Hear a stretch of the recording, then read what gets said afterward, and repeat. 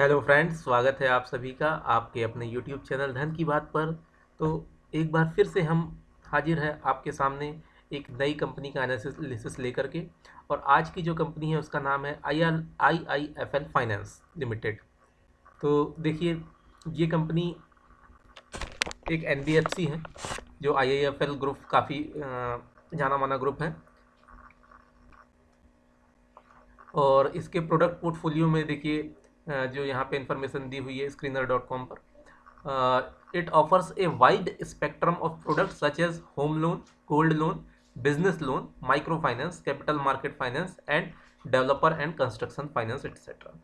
तो इस तरह के मल्टीपल प्रोडक्ट्स इनके पोर्टफोलियो में है। और इसके फाइनेंशियल नंबर्स अगर हम देखें तो ये देखिए, मार्केट कैप करीब 11,000 करोड़ का इसका मार्केट कैप है। 285 रुपये का इसका करंट प्राइस है। केवल 10 के पीई पर ये कंपनी मिल रही है। 10% के करीब ROCE है और 15% का ROE है।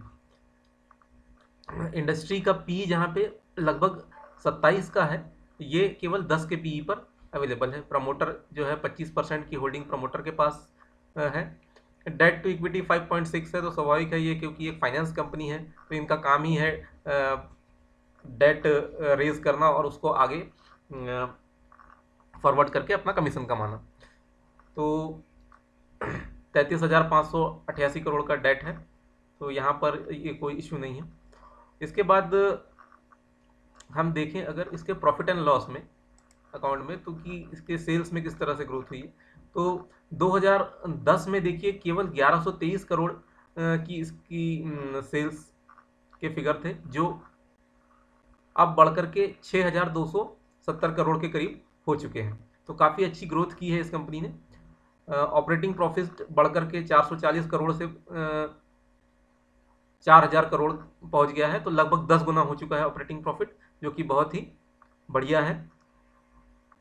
ऑपरेटिंग प्रॉफिट मार्जिन ये देखिए 39% से बढ़कर के 65% पे आ चुका है।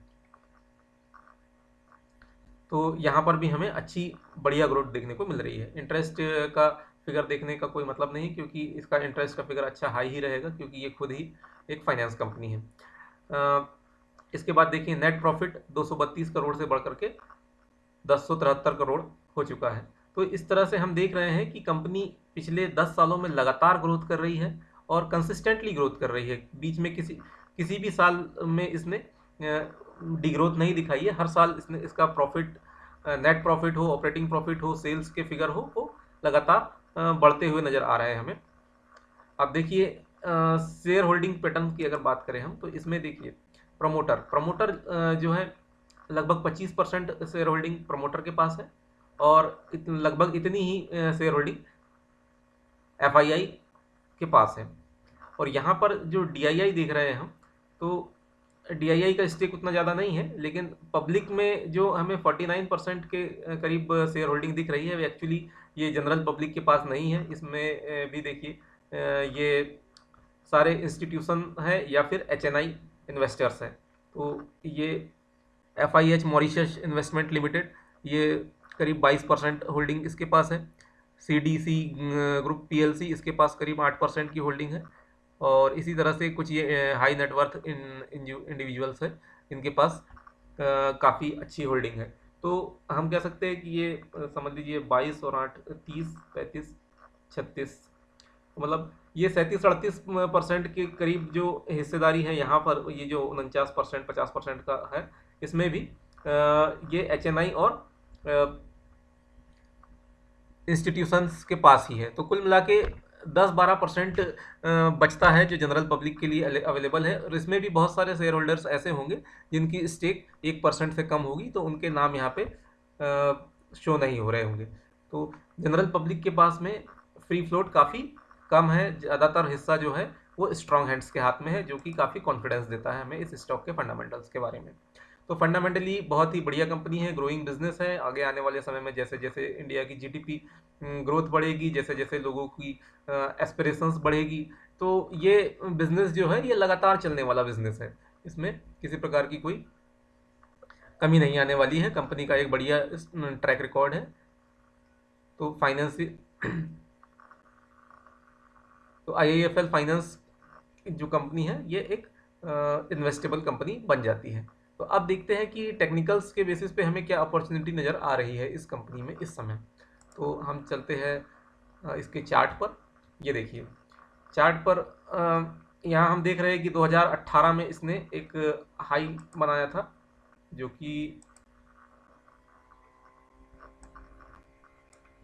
440 का हाई बनाया था, और वहाँ से हम सभी जानते हैं कि 2018 जनवरी से जो correction mid and small cap और ख़ास तौर से NBFC सेक्टर में स्टार्ट हुई थी, तो उसके चलते सारी कंपनियों में काफ़ी गिरावट हुई थी। 2020 में कोविड के समय इसने लो बनाया और वहाँ से इसने अच्छी ग्रोथ दिखाई है। और पिछले दिनों इसने ये देखिए 360-70 के अराउंड जो है यहाँ पर दोबारा अपना एक टॉप बनाया, और टॉप बनाने के बाद ये वापस से नीचे आ चुका है। तो इसको अगर हम डेली चार्ट पर देखें तो हमें पिक्चर और भी बढ़िया तरीके से क्लियर होगी। ये देखिए ये एक वर्टिकल मूव दिया था कंपनी ने, उसके बाद यहाँ पर एक ये राउंडिंग पैटर्न बनाया, फिर ये दूसरा एक राउंडिंग सा पैटर्न बनाया और इस लेवल को क्रॉस किया, लेकिन वहाँ पे सस्टेन नहीं किया और वापस से इन्हीं लेवल्स के पास आकर के इसने सपोर्ट लिया है। जो पिछली बार इसने राउंडिंग बॉटम बनाया था उसका जो लो था इसी के आसपास यहाँ पर ये पिछले दिनों सपोर्ट लिया है। और ये नीचे से ये जो रेड वाली लाइन चली आ रही है ये इसका 200 डे मूविंग एवरेज है। तो यहीं पर आकर के इनका भी कन्वर्जेंस हो रहा है, यानी कि एक हॉरिजॉन्टल सपोर्ट है और वहाँ पर ये एक 200 डे मूविंग एवरेज का भी सपोर्ट आकर के मिल रहा है। तो ये जो दोनों पॉइंट का यहाँ पे समागम हो रहा है ये बहुत ही बढ़िया सपोर्ट का काम करता है। और हम देख रहे हैं कि देखिए इन लेवल पे बीच में यहाँ पे काफ़ी अच्छे वॉल्यूम से ये देखिए ये वाला जो जोन है यहाँ पर काफ़ी अच्छे वॉल्यूम से यहाँ पर बाइंग भी हुई है।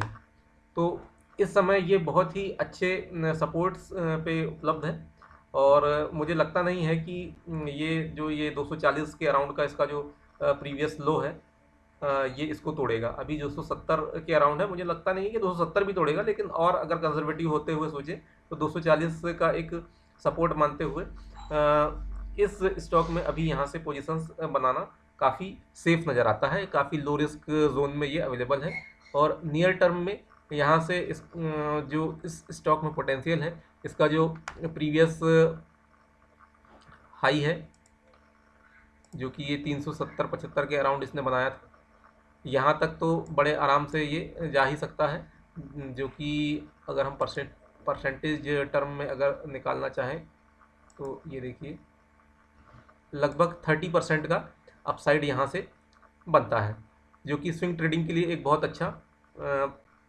परसेंटेज गेन है।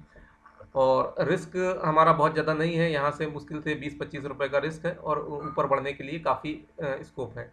और ये स्टॉक यहीं पर आकर के नहीं रुकेगा, ये इतना लंबा जो कंसोलिडेशन चल रहा है इससे अगर बाहर निकलता है तो यहाँ से भी ये और 30-35% का गेन जरूर दिखाएगा, क्योंकि इतना जितना लंबा कंसोलिडेशन होता है उससे बाहर निकलने पर उतनी ही बड़ी तेज़ी बनने के चांसेस रहते हैं।